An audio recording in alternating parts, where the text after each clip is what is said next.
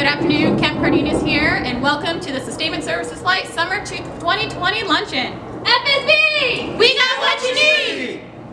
Alright, so I did want to, this is important to me to have, this is a little different as well. Instead of doing a public address, under COVID-19 standard operating procedures, we are going to be doing this via message. But it's important to me that we have this opportunity to connect and for us to provide you some updates and to just remind you that we are here for you if you ever need us, okay? First and foremost, I do want to thank the club, Mr. Bob and his staff for catering our food today. Thank you for that. I also want to thank Mr. Williams, our Squadron Deputy Director, for helping make this special day happen and possible. So thank you, sir. Your generosity doesn't go unnoticed.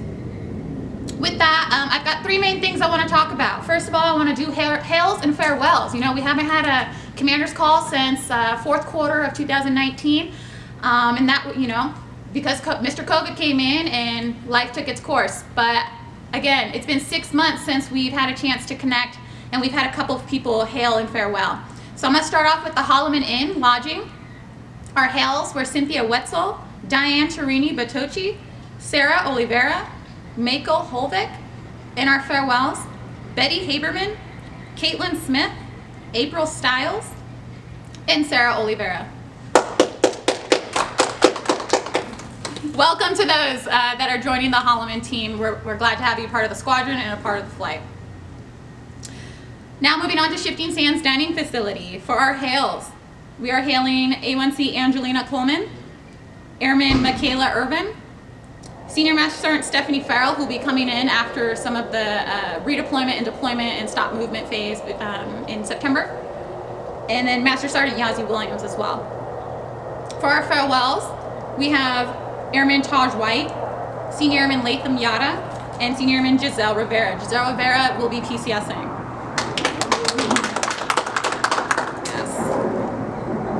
And now shifting gears to our Dominici Fitness and Sports Center. Our hails are Staff Sergeant Amon Davis, A1C Kyle Rodriguez, our lifeguards, now that our pool is open, Chance Cass and Jordan Ohanas, Master Sergeant Natika Adams, who is a redeployer returning from deployment and coming from food service over to the Dominici Fitness and Sports Center. Air power! Air power!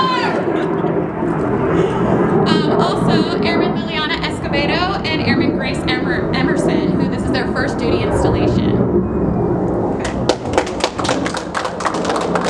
Yes, welcome to the team. We also had a few farewells for Dominici Fitness and Sports.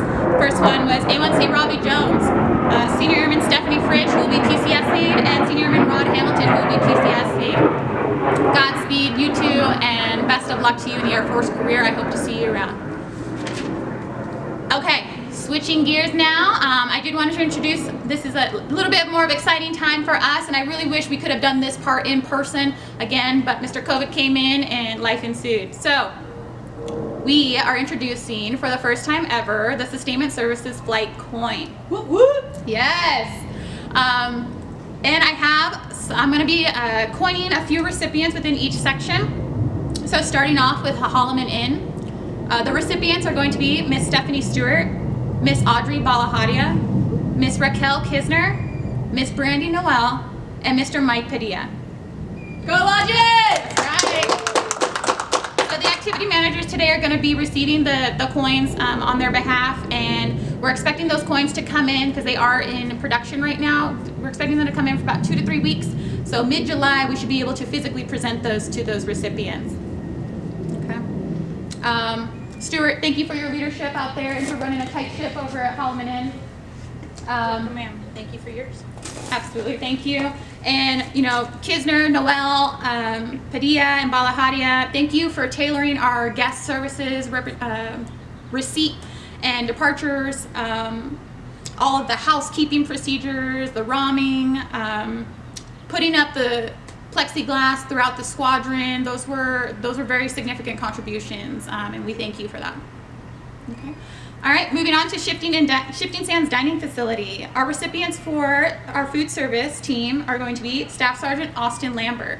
Sergeant Lambert, you're an innovator, you're a critical thinker, and I thank you for your leadership out there in food service and for the example that you're setting for your airmen.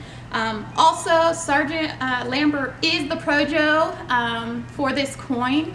And so thank you for your leadership for Cradle to Grave on that as well.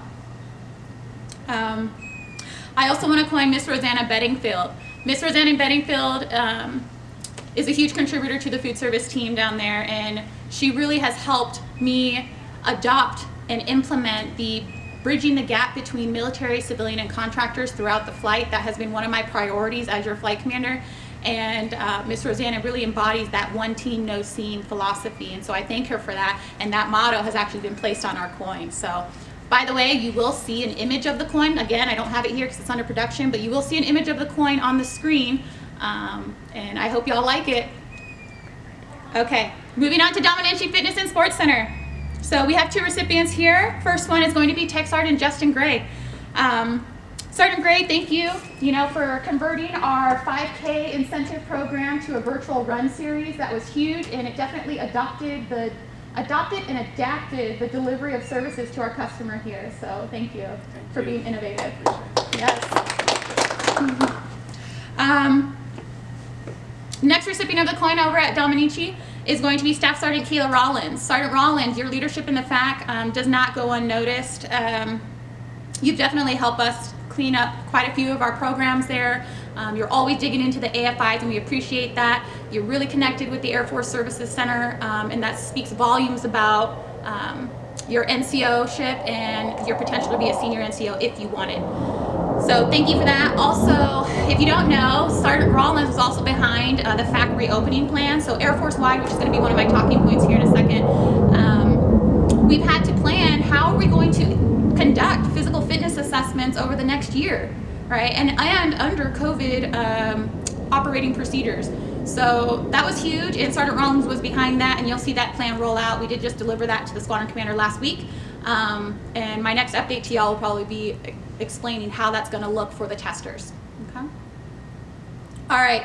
So congratulations to our recipients of the coins. Well done. And I thank you for your leadership. Yeah. Round of applause. Get it. That's right. Okay. All right. Meat and potatoes of today's message is going to be 3 things. 1, the DoD stop movement guidance. There's been 3 fairly important memos that came out, and I just want to make sure that you guys understand what the content is of those memos. The second one is going to be explaining what you can expect as a military uniform wearer, what you can expect in regards to physical fitness assessments. And then lastly, I want to bring it down to the wing level and talk about what our training days are going to look like between July and November. Okay? So first memo under the DoD guidance. What came out on 22 May of 2020, it's a conditions-based phased approach to personnel movement and travel. So as you know, we were placed on a stop movement March 13th, and that was lasting until 30 June. That 30 June date has now been removed, and it is now extended indefinitely. So our new normal is going to be looking a little different when it comes to PCSs, travel, TDYs, deployments, etc. In that memo, it basically said commanders can unrestrict travel based on 2 conditions, as long as we meet 2 criteria. Those 2 criteria are state and regional criteria. So if the state or the region has removed shelter-in-place restrictions and is on a 14-day downward trajectory of positive COVID-19 cases, the installation commander can then take a look at removing local travel restrictions. He can after considering the availability of essential services, for example, your schools, your daycares, your grocery stores, department stores, your testing capabilities in terms of medical testing for COVID-19, and then what capacity do we have to receive and or quarantine individuals that come from high exposure locations if they did travel. Okay. So those are the 2 criteria in that memo. Know that stop movement doesn't mean the Air Force has stopped moving entirely. Again, there is a priority list for what movements are allowed, under what conditions, and then at the installation level, Air Force has, basically DoD has granted the services permission to say, I trust that you guys will make an assessment on your area and determine what is safest for your people. Okay. All right, next memo came out 4 days later on the 26th of May. It is HPCon guidance for deployment and redeployment of personnel. Essentially, it hit 2 things. What are we doing for our deployers and our redeployers, right? we're talking about screening and we're talking about restriction of movement. So bottom line is everybody prior to any movement will be screened for any COVID-19 symptoms, and they will be checked for their exposure history, temperature, and any recent travels. Roaming. Let's talk about roaming. So for deployers outside the U.S., they are required per DoD to undergo a 14-day ROM. However, if downrange will be performing a ROM upon arrival, then a pre-deployment ROM is not required. So what does that mean? Essentially, if I'm going to Jordan and Jordan has decided that I'm going to be quarantined 14 days upon arrival, I do not need to ROM prior to departure. So I will not be ROMing here. And those of us that are getting ready to head out the door, basically the 49th Wing has decided that pre-departure ROM is off. Okay. All right. And redeployers, for those that are returning, they will be screened before leaving the AOR, and then as soon as they hit boots on ground, they will be ROMed for 14 days. Okay. Good news for those that are returning. By the way, welcome back.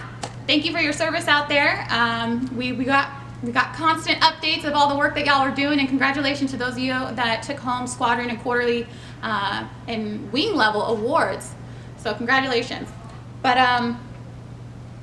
as far as the ROM, I wanted to let you know that we did take a look at what our manning is going to be, and you will be afforded your R&R, rest and recuperation, immediately after your ROM, okay? So take it easy, rest up, reacclimate, and we'll see you back on schedule in about 4 weeks.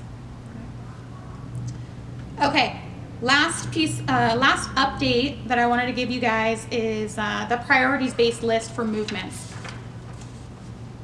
Okay. I am going to list these. There's 10 categories, and they are listed in order of precedence. Okay, first one is going to be retirements and separations, accessions and training pipeline. 3 is unaccompanied short tour rotation. 4 is instructor positions. 5 is commanders with a C prefix or command chief positions. 6 is in residence PME fellowship, so school. 7 is pacing units. 8 is joint positions. 9 is overseas rotations, all others. And 10, all others as situation allows, CONUS to CONUS. Everybody in the flight is going to be falling under 9 and 10. So whether you're PCSing overseas or you're just PCSing within the U.S. Okay. So that is the list of priority for considerations of movement. Okay. All right, that's it for the DoD updates. Now let's take it down to the Air Force. Let's talk about physical fitness assessments. So as you know, we're unsat or non-current. You will essentially have a 6-month grace with your 42-day reconditioning period. So 6 months from the time of closure, actually we're going to say 1 June of 2020, will put us at, no, just kidding, March of 2020 will put us at October. And then your 42 days of reconditioning, expect to test mid-November. Okay. All right, and that's it for Air Force update. Bring it down to the wing. So here at the 49th Wing, they are implementing a 8-series lesson plan for our wing training days, okay? So what we can expect between July and November is a few talking points, 1 to 2 talking points on sexual assault and suicide prevention. Those will be facilitated by your activity managers and training managers. And our first one will be in July, okay? Our first one was scheduled for tomorrow, 17 June. However, as you know, with the base increasing our access, retirees will be back on base, and therefore the wing decided that in order to best service the growing customer base, we need to cancel the training day, and we'll resume that in July. Okay. All right, that's it from me. Again, it is important to me that we reconnect and we get you these updates. I would have much rather done this in person, but of course, Mr. COVID came in, and we've got a different way of doing standard operating procedures. Okay, so we're all finding our new normal. Okay. With that being said, who are we? One team, no team.